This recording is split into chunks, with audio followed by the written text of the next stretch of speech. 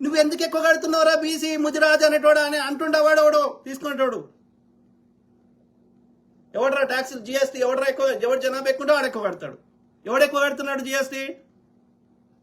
మరి నేను పెట్రోల్ మీద ఒక ఒక ఒక ఒక ముదిరాజు, ఒక పద్మశాలి, ఒక సాకలైనో, ఒక మంగళాయనో, ఒక మాదిగాయనో, ఇంకో కులమైనో, ఇంకో ఒక చెంచు ఆయనో, ఆయన పెట్రోల్ పేదోడైనా పెట్రోల్ పోయించుకుంటే ఆయన పొద్దుంతే కష్టపడి అలా ఈ ట్యాక్సీలు తీసేస్తే 60 రూపాయలకు నాకు లీటర్ వస్తుంది. అట్లాంటిది వాడు కేంద్రం వాడు ఎక్సైజ్ సంఖ్యం వేస్తుండు, రాష్ట్రం వాడు వ్యాట్ వేస్తున్నాడు. మరి ఈ ట్యాక్సీ డబ్బులు ఎవరిని ఎందుకు కడుతుండే పేదోడు? ఇట్లా ఏ వర్గాలు కడుతున్నాయి? మా వాటా మాకు ఇవ్వడం పాపమైందా? నువ్వు చెప్పిన లాజిక్ కరెక్ట్ అయితే జనరల్ కేటగిరీలో మరి మెజారిటీ బీసీ ఎస్సీ ఎస్టీలే ఉండాలి. ఎందుకు మరి ఆ యొక్క 1%, 2% అగ్రకులాలు ఎందుకున్నాయి? మరి ఈడబ్ల్యూఎస్కి ఇచ్చినప్పుడు ఎవరిని నీ తలకాయ ఎడబెట్టుకున్నావు? ఎందుకు అడగలే? రిజర్వేషన్ అంటే అది నేరమా?